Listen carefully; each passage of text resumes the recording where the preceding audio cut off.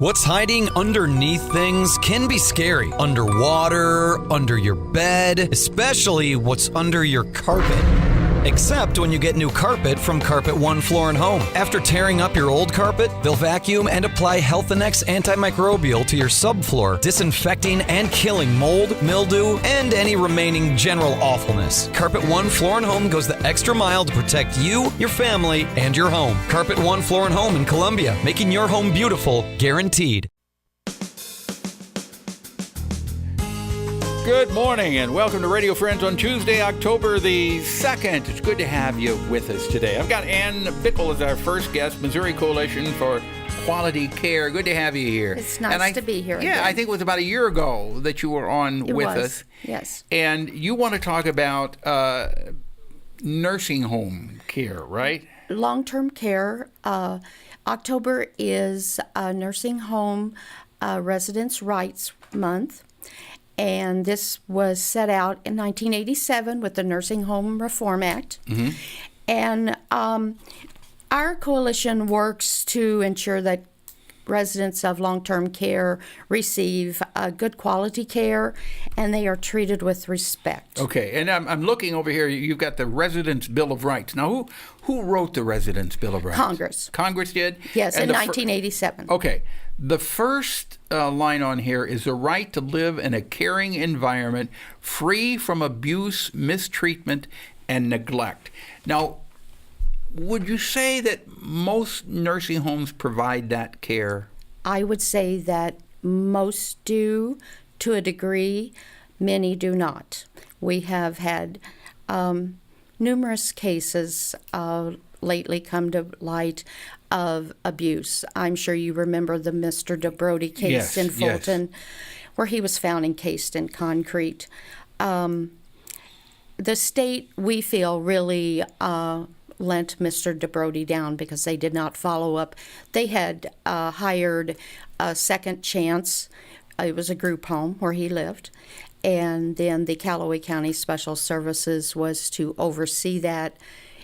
Mr. DeBrody was missing for months before they found him. So somebody was not overseeing what they should have.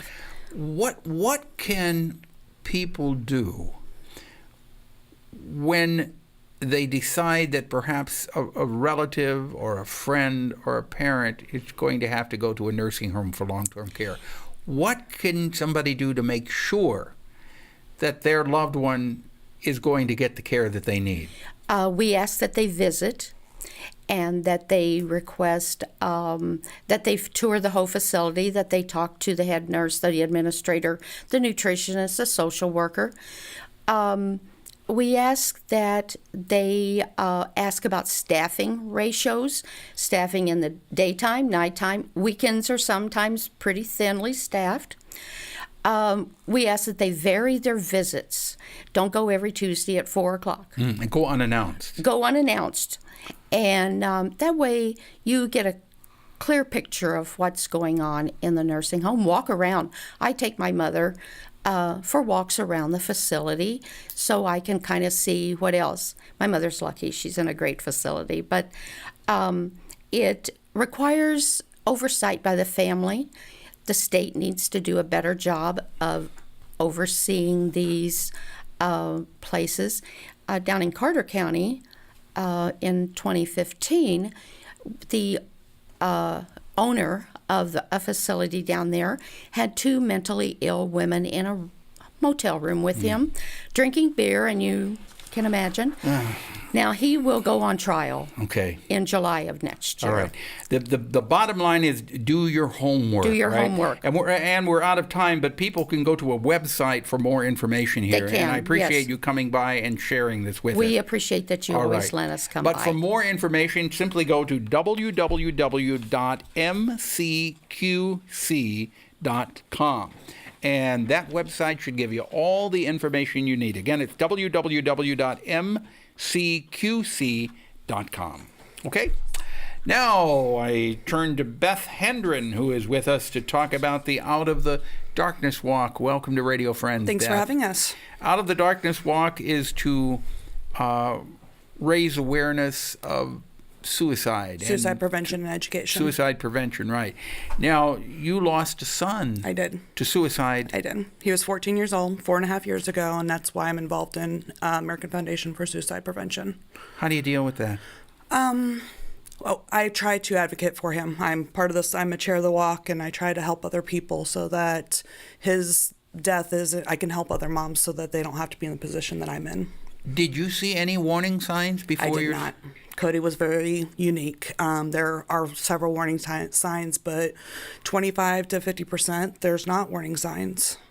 So what are the warning signs? So the warning signs are if they're changing their behavior, if they're always hyper and all of a sudden they're not, or vice versa, if they're sleeping or they're not sleeping, if they're changing their behavior, that's a big warning sign. If they start getting rid of their personal belongings or setting things up, is it also another warning sign? If they talk about suicide, if they say something about suicide. So how do you deal with that? If somebody's talking about committing suicide, what do you do? Well, you ask them the question, are you going to commit suicide? And that is okay to say. That is okay to ask, because then you can have that open conversation. And having that open conversation immediately helps that person, because... Then aren't you afraid to leave them alone? Yes, absolutely. If they're in crisis, you can obviously go to the local emergency room. But if they are in just talking about it, there's the crisis talk line, the 800-273-TALK, or now there's a text line, which is the 741-741, which is very helpful for the younger folks that don't want to talk to somebody, they just want to text. But your son showed no signs whatsoever. He did not. So the Out of the Darkness Walk is here to draw awareness to this. Yes, absolutely. Are you trying to raise funds? We are. We are. Okay, when is the walk? It is October 7th, Sunday. Registration's from 11 to 1. Where? At Stevens Lake. And what do people do that participate? So we have a variety of informational booths for mental health, and we have bounce houses for the kiddos because it's very family friendly. We have food trucks, and all the money that we're trying to raise, 50% of it stays here locally in the community. So we can go to the schools, we can raise education and awareness and prevention for our community here in town. And the other 50% goes to national. Goes to national for their research, so that they can do research and they can help provide funds for organizations, for the local organizations. Yes, because we provide education programs for the schools, for middle school, high school, and actual colleges as well. What do you say to somebody in the short time we have left here who may be contemplating suicide, listening to us right now? I would say you're not alone. I would say we are here for you. I would say please talk to somebody.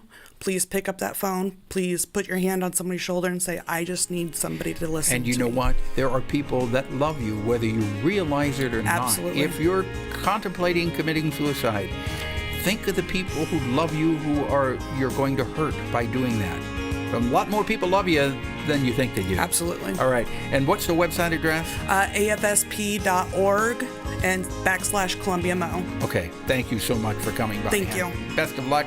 And don't forget the walk is October the 7th at Stevens. Yes. Right. Okay. See you then. Bye-bye.